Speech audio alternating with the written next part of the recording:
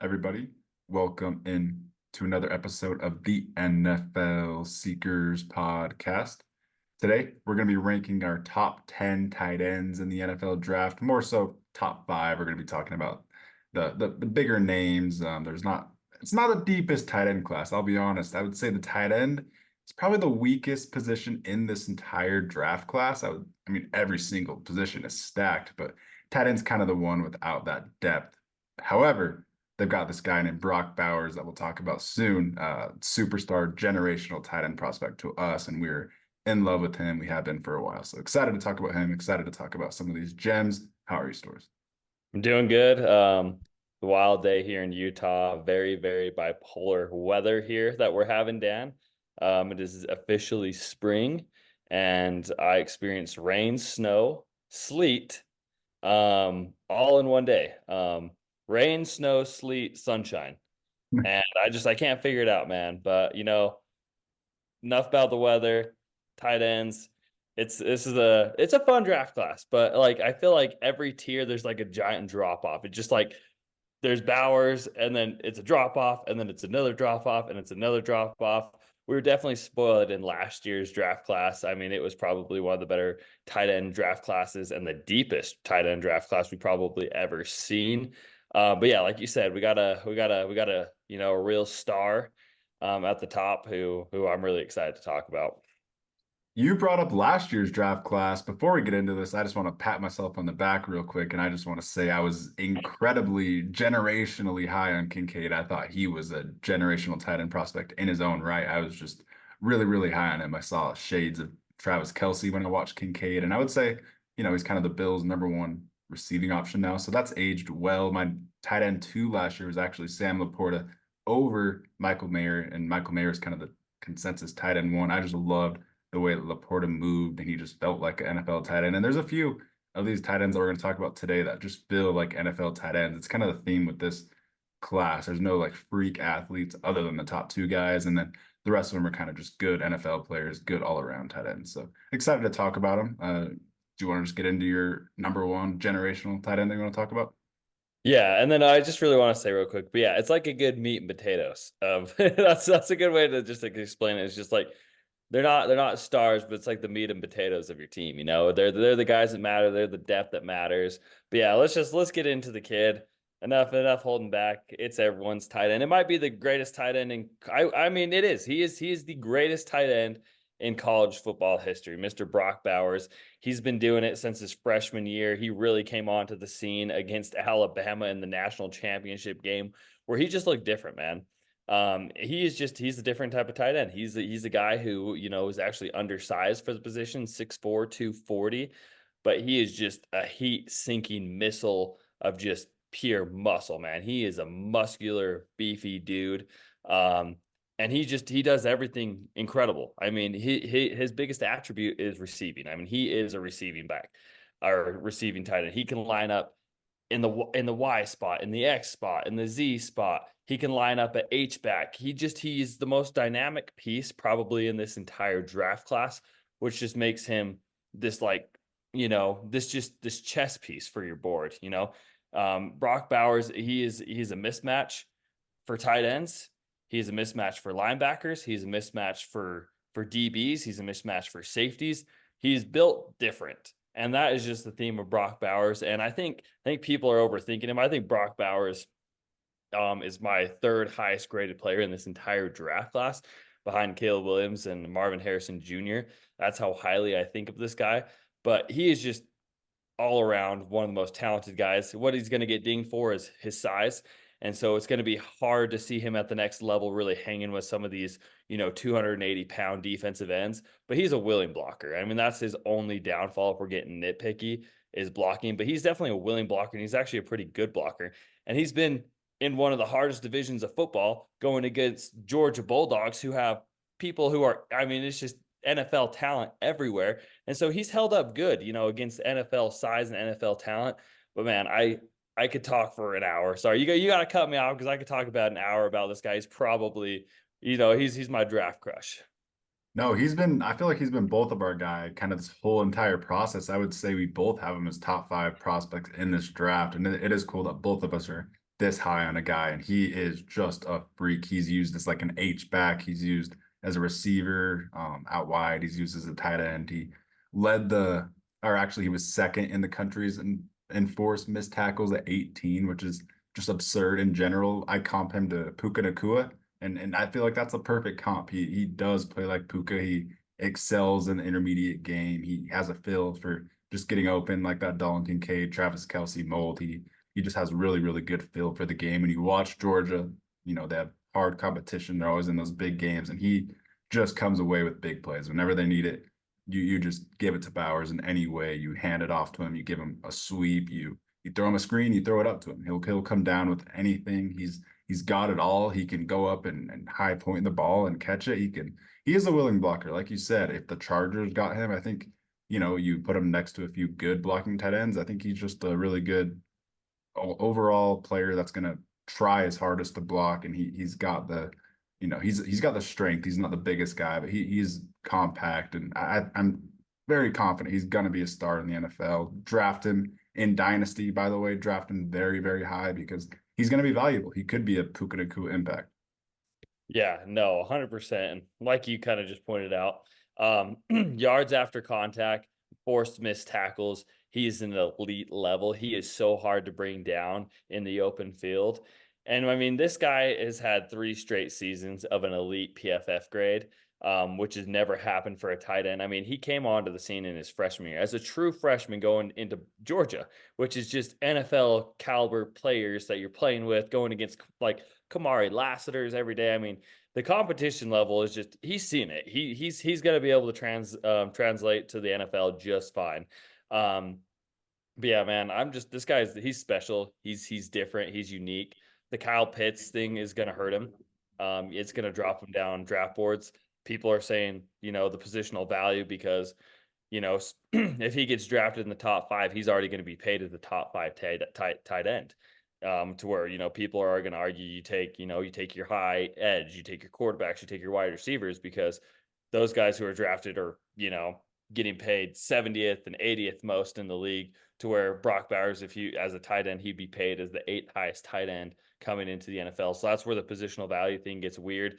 But you just can't take away from the talent of this guy. I mean, he's truly generational. He's truly unique. And like I said, he is a chessboard, or he's a king's chess piece. You line him up all over the field. He is a mismatch. He's going to, be defensive coordinator's worst nightmare because you can truly put him anywhere, man. And like I said, I could go on and on and on about this guy, but he truly is special. And, 3 years ago in 2021, when he was going against Alabama as a true freshman and he had the game he did in that big of a moment, was just kind of, that was like the first solidifying feature of this guy that he's different.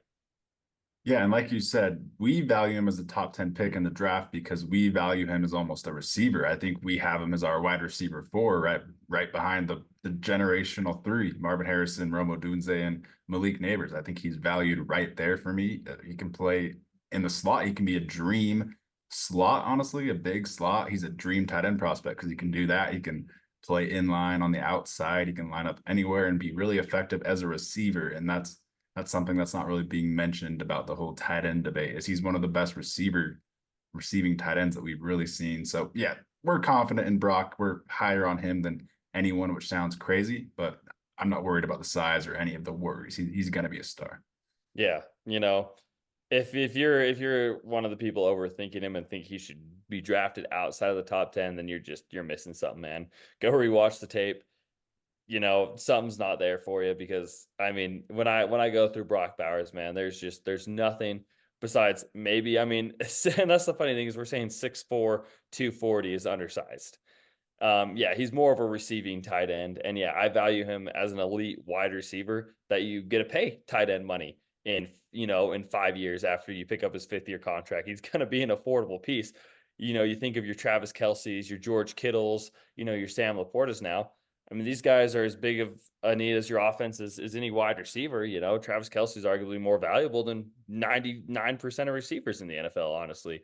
And he's not getting paid the 30 or $20 million a year. So, you look at a guy that can just do everything for your team. And again, he's the king piece on a chessboard that you can do anything with. Yeah, I mean, we could go off on the tight end current like tight end value tangent for days because I really just think that it's being missed. Like the last two dynasties were Gronk and Travis Kelce's the wide receiver one. The last two Super Bowls have been Travis Kelce's wide receiver one. So yeah, I'm confident Bowers is going to be a star, very impactful as well, and worth whatever pick he's selected as. Let's go on to your tight end too. I think there's a little bit of a drop off and tier behind Bowers. Is kind of in his own tier, and then I think our number two is in its own tier as well. Yeah, that's going to be Mr. Jatavion Sanders from Texas. Another guy who I just look at as, similar size as Bauer, 6'4", 243. He's a junior. He's going to be 21 to start the season. But a guy with really, really actually good production, considering he was playing with Xavier Worthy and AD Mitchell in a Texas offense that was led by a quarterback who is not very good. But I really like Jatavion Sanders. I had a comp of him just to kind of like, tell you how his play style is that I think it's very comparable to, but he has a lot higher upside, which was Gerald Everett for me. I felt like he was kind of that kind of tight end, another guy who you can honestly move all over the board. He is more, I view him more of as a receiver than a true inline blocking tight end, even though I think he's a very willing inline blocking tight end. But again, at the next level with Jatavion Sanders, I could see him getting outsized, by some of your bigger defensive ends, some of your bigger linebackers. I might think he struggles a little bit to block, but he's definitely willing to. And yeah, I mean, another guy who I have no problem lining him up in the slot because he is a good receiver. And, people were kind of dinging him a little bit for his yards after contact. And I thought he's fantastic after the catch. I thought he was looking for contact. He was looking to be physical. His point of attack with his hands was very good. But yeah, I mean, definitely a tier below Brock Bowers, but I feel like people are, I feel like he's a lock as a top 50 prospect, but I don't feel like people value him there, and I don't understand why. Yeah, he's just a great athlete. He's a true athlete for the tight end position, especially. He's kind of a freak. He's got great long speed, acceleration. His change of direction is kind of special, and that's why he's in his own tier right behind Brock. He can be like a vertical threat in an offense. He can be a really, really good receiver, and his ceiling is pretty high. I would say the knocks are, he's not the biggest guy. He's definitely not really filled out, and he doesn't really have that tenacity in the run game. He doesn't have that like mean streak just in general in the way he plays. That's kind of the one thing is he doesn't have that, that football FU mentality that like Brock Bowers does have and a lot of tight ends do have. But he is, more of a receiver, more of someone that's just gonna be good in the NFL. Like if it's dynasty, you have to value Jatavian Sanders pretty high compared to the rest of these tight ends because he can be, like Bowers, a featured player in an offense, a really good receiver. And yeah, I do like what I see from Jatavion. I think he could go early round two, and it would be a good pick if it's a team to, be a tight end two, tight end one. I think he's gonna be good. Yeah, 100%. And in 2023, Brock Bowers did not drop a pass, which is pretty incredible. He had a 53.3 contested catch rate, which is a lot among the elite percentile. So yeah, I mean, Sanders, sorry. oh yeah, who would I just say? You said Bowers. Bowers actually had Oh, three drops, sorry. so that's impressive that Sanders had zero. Excuse me. Yes, Sanders had zero. Sorry, love Brock Bowers. Uh, but yeah, I mean, Jatavion Sanders, man. Again, yeah, like you said, I think and from because we also are a fantasy show, from a dynasty and a fantasy, if you're looking at it from those lens, then yeah, Jatavion Sanders is going to be very valuable because he's going to come in as a true receiving threat at tight end, and yeah, he can be very good. I can see Jatavion Sanders honestly being like an 8 to 10 touchdown guy a year once he gets comfortable in the system. Yeah, just very smooth, fluid for that tight end position. He's going to be a good receiver. I think both of us are confident in that. He is my tight end two as well. So we're both sticking the same at tight end one and tight end two, but tight end three is where we go different directions. You want to get into yours? Yeah, it's gonna be Cade Stover from Ohio State. Funny enough, this guy came into college as a defensive end, transitioned to linebacker before he found himself at tight end. In my opinion, with Cade Stover, he's a jack of all trades, man. He is a jack of all trades and a master of none. I don't think he does anything at an elite level, but he does everything at a good level. a guy who I think, is a very good and a very willing blocker again. Not a super huge guy. These tight ends, at these top guys are right around that 6'4", 240, 250 range. He's a senior. He's a little older. He's 23.7 years old as of right now. So he's going to be 24 going into his rookie season. But that doesn't really matter to me. But yeah, I mean, he's just like a super. I don't. He's not Kate Stover doesn't have a high floor by any means, but I feel like, or he doesn't have a super high ceiling, but he has a very low floor, and I know exactly what you're getting out of Cade Stover. A guy who's just can give you those. I don't think he's going to go out and catch 10 passes a game, but it's those 2 to 4 catches per game, and then really big blocks, and just a solid all around player. I'm curious to see what your thoughts are on him, Dan. Yeah, I totally agree with your evaluation. Insanely high floor. You know what you're getting. He's just a solid overall player. You can tell he's a former linebacker and just the way he's built and the way he does play. He does, opposite of Sanders, have that mean streak in his play, that tenacity. He wants to finish you into the ground, even if he isn't the most technical blocker. He does have some of the best willingness. He's a mean guy. He grew up on his family farm, the Stover Farms in Ohio. So he's jacked up. He's a farm boy. He likes to finish people under the ground. So he is a nasty player, and you do love that. He comes in at my tight end 6 just because I have literally my tight end 3 through 7 all in the same tier. It's a lot of these guys are kind of similar players, but I do really like Stover. I compare him to Dalton Schultz, like just a nice security He's just blanket. a Is good football player, man. Yeah, Yeah. he's just like what you're getting out of him. You know he's not gonna be a Travis Kelce and take over a game, but he's also not gonna disappoint you. He's just like that comfort kind of guy. He's just like he's solid. You know what you're getting. You don't have to stress. And the floor is safe. You know what you're getting out of Kate Stover.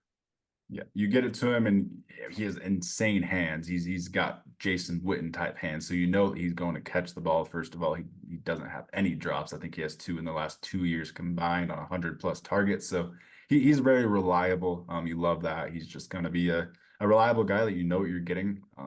He doesn't have the most like functional athleticism. He's not the most fluid mover. That's definitely the why he's a little bit lower for me. But he is just a good all around player, and I like it. Yeah, just a very intelligent football player, a guy who's really mastered a lot of positions. Who just has a good football IQ. And yeah, Cade Stover, I'm super excited to see where he ends up. I kind of picture him as a late day 2, to mid day 3 type of, or sorry, to mid round 3 type of guy. Yeah, I like it. Let's move on to my tight end 3. It's going to be Dallin Holker from Colorado State. Absolute stud. Someone I'm pretty high on, higher than you'll see really anywhere. I just something about Dallin. He has that feel of an NFL tight end. Like I said earlier with Sam Laporta last year, it just felt like he had the feel, he had the smarts, the IQ, and just that tight end NFL tight end feel. And that's how I feel with Dallin Holker. He's built. He's a good mover. He can run after the catch. He's reliable. He actually is really good in contested catches situations. He can go up and high point the ball. He's aggressive in those situations. So I just like Dallin. He has the feel of a solid NFL tight end. I've got a nice clip here against Shadur Sanders, Colorado. Nice touchdown that he had. He actually went completely off this game. If you want to watch any Dallin Holker tape, go back and watch the Colorado game. I think Colorado State won this game, or it was insanely close. It went into overtime, and It Dallin. was insane. I remember I was watching this. This game went on to it was almost like 1 o'clock where it ended here. And yeah, it went and Colorado squeaked out of it. Shadur went like crazy in overtime. I remember. Okay, yeah, it's just something about Dallin though. I don't know. He's got like I think my pro comp for him is someone that I loved last year as well, and that's Dallin, or sorry, Tucker Kraft, coming out of South Dakota State for the Packers. I loved him. He had a great season. He just has good feel for the game. He can kind of do it all. He's not bad at blocking as well. I like his blocking, but I definitely see him as more of a receiving tight end. But he has the tenacity. He has the toughness. He's kind of got it all. I think he's really doesn't have any weaknesses in his game, and I don't know. I just have a good feeling about Dallin that he's going to translate to the NFL. Yeah, no, I love it. A Utah kid, out of Lehigh, Utah. Very familiar with him. Watched him in high school. But yeah, He a guy. beat me. He beat me to go to the state championship my senior year in high school. So that's tough, man. Yeah, him and yeah, there's another quarterback I can't remember at the other school who's pretty incredible in high school. And yeah, Dallin Holker was incredible. I remember that run. And yeah, a kid who started out at BYU. Obviously, we have familiarity there. He served an LDS mission for 2 years. Came back. He is an older guy. He ended up falling behind in the depth chart at BYU and transferring to Colorado State, and it really just clicked for him there. Kind of a funny little story I heard about Dallin Holker was he actually would hop the fence at Colorado State and sneak into the football stadium at night and go use the football jugs to catch passes. So that's what you got, and he got busted by campus security for doing that. But the coaches loved it, man. The coaches loved it. They said this guy is just a football player. He's going out there at 1 in the morning, going out there and sneaking onto the field to get that extra time with the football, the jugs that shoot the football. You had to work on routes and drills. But you love to see it. I mean, the kid loves football. Anyone who's getting in trouble sneaking onto the football stadium to try and get better, you love to see it. It's just football in his blood. And a guy who I just think, again, who's going to be a really good receiver, a really solid guy at the next level. A real comfort blanket for a quarterback, really solid hands, just has a really good feel for the position, really knows how to find the open. And that's the thing with tight ends is that so much you got to feel the open space. You got to feel your route. Like what makes Travis Kelce so good is, half the time he's not even running a route. He's just feeling where the weak spot of the zone is. It's the football IQ. It's the feel for the game.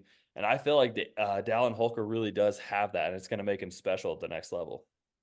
Yeah, I like that story you said that does have the feel of an NFL tight end. That's like Max Crosby stuff. So you love to hear that. He's probably bored over there in Fort Collins, Colorado, though, to be fair. But yeah, just He was some sneaking his wife in too. So him and his wife were hopping. She was putting the footballs in the machine, shooting them at him. And yeah, they ended up getting busted and arrested by campus security. no way. That's my type But of it tight didn't end, even man. stop him. It didn't even stop him. The coaches just would look the other way. And yeah, he was doing it almost every night during the off season, which was kind of a cool story that I liked.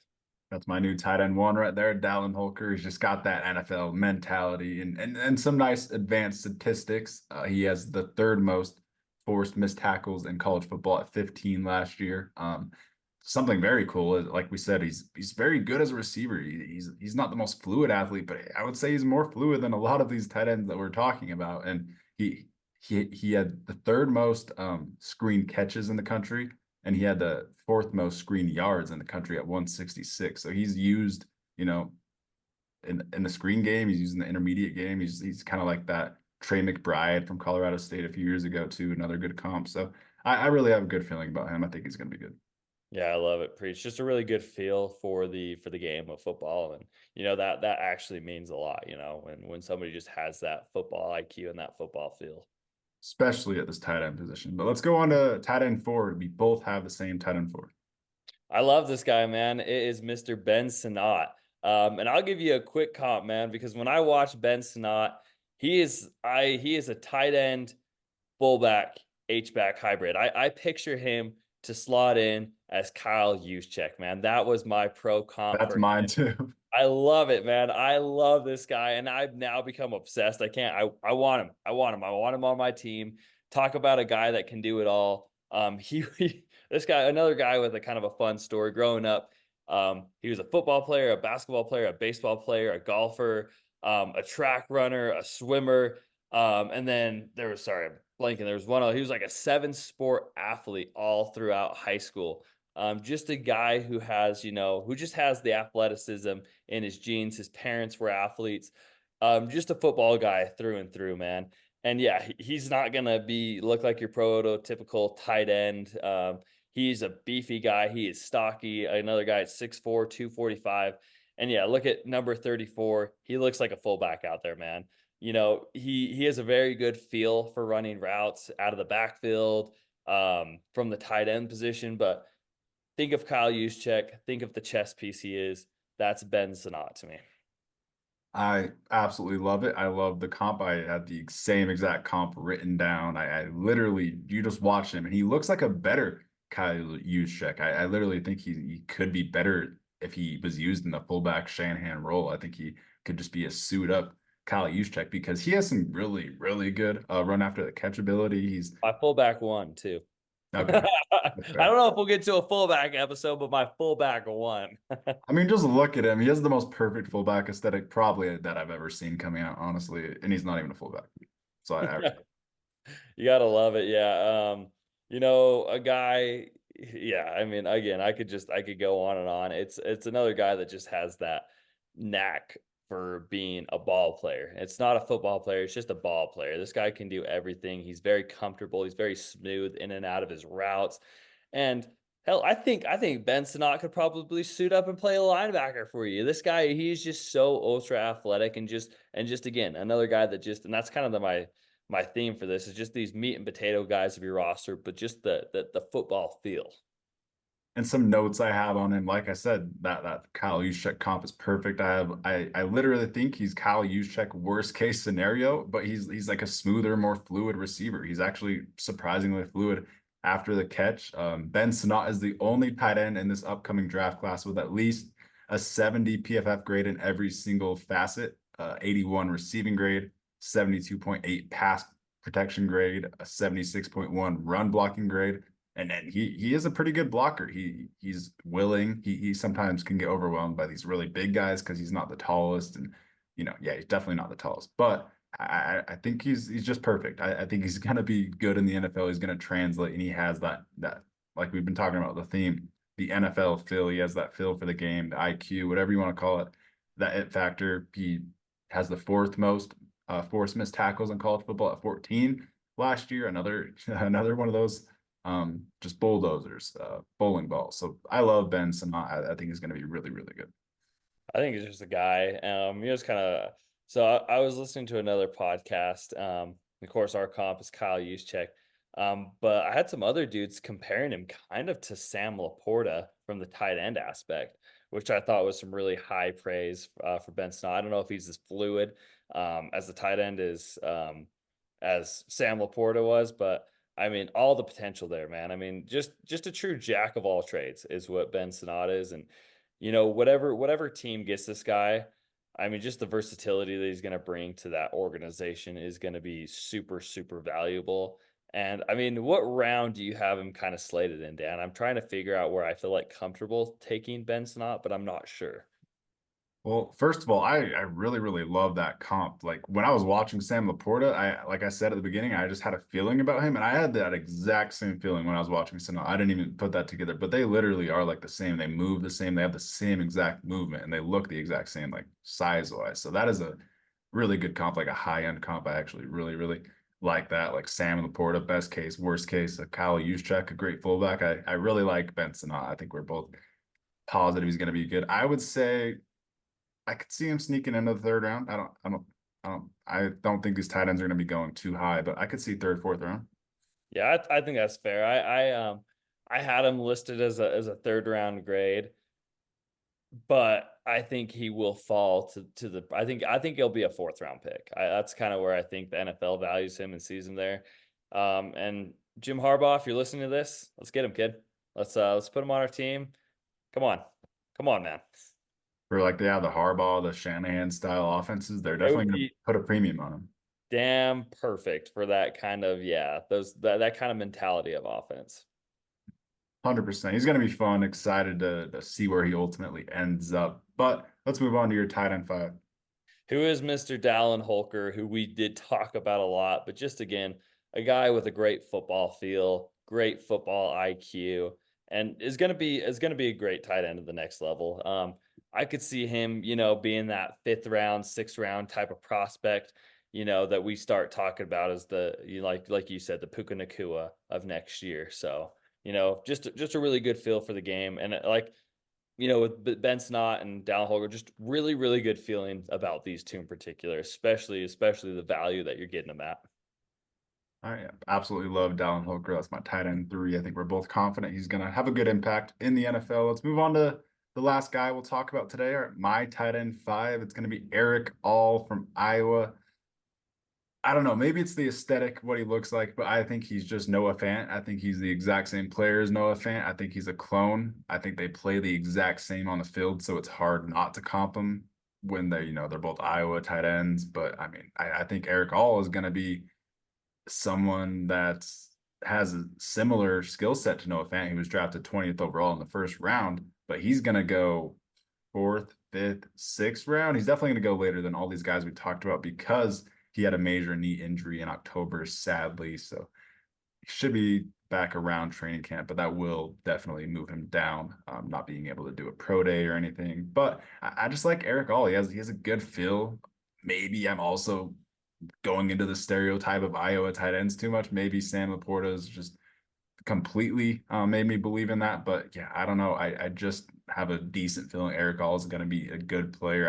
I had him higher on my list, actually. I had to move him down just because of the value and because of the injury. He's going to be drafted after these guys. But I just have a good feeling about Erick All. He's a good athlete, and that's kind of the theme at all these guys we've talked about today is they aren't really the greatest athletes. I would say Erick All definitely has, the highest ceiling, higher than some of these guys we talked about. So I think Eric is going to be good. I don't know what you think about him, where you have him, but I don't know. I just have that Noah Fant comp on him, and I think he's going to be a steal wherever he goes. Yeah, I mean, first of all, the background of Erick All, he started his career at Michigan, ended up getting a back injury. He'd broken back with, he had to go get replacement spinal surgery. It was something crazy like that. And he went into a spinal surgery specialist in Florida. Um, and he originally started at Michigan and then transfers to Iowa. And he really was coming on hot, really going good. And then, tears his ACL, which I'm glad that it's not a same injury. So, it's in a different spot and everyone recovers from a torn ACL, but just a guy that there's not a lot of tape on, just a very raw prospect who's just had an unfortunate road of injuries in college. I know apparently it ended bad in Michigan with him, and it looked like things were really just clicking at Iowa. But yeah, like you said, I mean, a guy that's just I do have a good feeling about him too. And I just didn't know if there was enough to go off of to put him on my top five. But a guy where, like you said, the ceiling's the limit with this guy. He does feel like a Noah Fant. He feels like an ultra athletic, big, fast moving tight end who the ceiling could be as high as you want, but the floor I feel like is also, kind of scary for him. I don't know. I feel like it's a really extremely high ceiling and a very low floor. And of course that injury history is scary and that's going to scare a lot of teams. So as long as, that checks out and the physicals are passing everything, which I think they should be because the injuries are unrelated. But yeah, like you said, a really exciting guy with a lot of potential, but just not enough for me to really feel confident in him to put him in my top five. Just Yeah, outside the top five, though. definitely the most variance, the most variability of all the tight ends. Like I'll just read off my tight ends 3 to 7. It's Dallin Holker, Ben Sinnott, Erick All, and then Cade Stover and AJ Barner. I feel like they're all similar, but Erick All easily has the most upside of them all. And if you're shooting for upside, if you're shooting for that receiving uh specialized tight end, I do think Erick All could have the most upside. He could definitely be the best value because of that injury. He's going to be pushed down. And I just wanted to highlight him in the top five because I think I would take him over some of those other, those guys that what you're getting, and I would take the risk with All because he could be a really good starting tight end. Like I think side tangent, Noah Fant's kind of going to go off this year for the Seahawks. They let Colby Parkinson and Disley walk. They're kind of fully ready to just let Fant be that tight end. So I think he's going to be good. I think Erick All is going to follow that that career path, but be way cheaper. Yeah, definitely. Like I said, definitely a fun tight end class. It's not nearly as deep as last year's class. We were truly just spoiled with the talent last year. But there is some fun guys, and like I said, the meat and potatoes. The depth fillers of your roster. There's definitely a lot of guys with a lot of upside, like you mentioned, just barely. AJ Barner, who's really more of a blocking tight end. Jaheim Bell, who's a really interesting prospect, had a really good day down in Mobile, a really good receiver. And Theo Johnson over here, who just tested an alarming, incredible RAS score and just was like the most athletic person there. But the tape is interesting with Theo Johnson. But the athleticism is no question. He's like one of the most athletic guys we've ever seen at the combine. I mean, speaking of Theo Johnson, let's just go to his RAS score. It's a 9.99, the second best ever behind Zach Kuntz, who had that 10.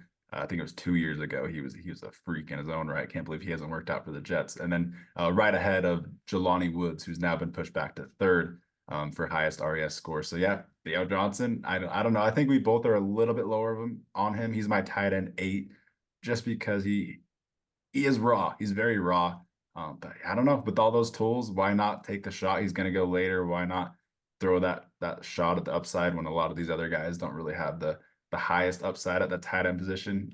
He also had the 4.57 40, which is the second fastest 40 of any tight end. So I do think there's something there with Theo Johnson. Even when I watch him, I don't fully hate him. I could see it with him. I don't know. It's hard to explain because he's raw as hell. But I don't know. I could see him just having the feel of like an Evan Ingram. He does kind of look like an Evan Ingram. He feels like it. He plays like it. And then yeah, AJ Barner's kind of like the other guys that we've been talking about. Just that all around jack of all trades, master of none. Just a good overall player. Barner's a pretty good blocker. Jaheim Bell's kind of more like that H-back type, feels like a Charger, like a Trey McKitty, like the Chargers used to always try to go after and try to get those H-back athletic tight ends that never worked out. I don't really see Jaheim Bell working out, but he's had some good games at Florida State for sure. Gosh, what was that Chargers tight end? Steven Anderson. Steven There's a Anderson. bunch. Yeah, kind of like that's exactly what my actual comp for him was a Chargers H back in Steven Anderson. So I like that you said that's hilarious. Well, he's a Charger. The South Carolina transfer is a Charger confirmed. There was one more guy I want to talk about. My tight end 10, Tip Ryman for Illinois, didn't make the list, but I could see him having a role in the NFL, sticking around, being like a backup tight end somewhere for a while. He's a solid backup type to me. So I like a lot of these tight ends. A lot of just high floor, just solid players. Good feel, good NFL IQ, feel. Anything else you want to say on these tight ends? Anything else you want to talk about before we get out of here? Now I'm ready for my exit hot take. What's that? What's that tight end next to the hot take? It's not even a tight Oh, end okay. exit hot take. It's a different one because it's been on my mind all damn day. And that is Mr. JJ McCarthy, my boy Jim McCarthy, selling this guy so high that he might even go number 2 to the Washington Football Commanders. And I put this together because Adam Peters, former 49ers assistant GM, what did they have in San Francisco? What worked so well? Brock Purdy type quarterback. JJ McCarthy reminds me a lot of Brock Purdy. I think he's got a lot higher upside. I think he's a lot more athletic. I think he's got a bigger, better arm. And I could see the Washington Commanders falling in love with him and shocking the world who goes number 2 overall. So I don't know. The hype's getting out of control. I love it. I think it's going to be so fun come draft day. But sorry, in a tight end episode, I had to get that off my chest for my hot take. No, I like it. I like you calling your shot on that. I like you identifying that Adam Peters might like the suit up Brock Purdy, because that's kind of what JJ McCarthy feels like. So maybe we'll try that out on our next mock draft. Definitely stay tuned to the NFL Seekers. We'll be putting out just draft content. We're going to be mocking for every single team, a 7-round mock draft for every single team, every division. It's going to be fun. A lot of more positional rankings, offseason free agency grades, just everything. Stay tuned to the NFL Seekers podcast. Thanks. Thanks. Peace. Peace.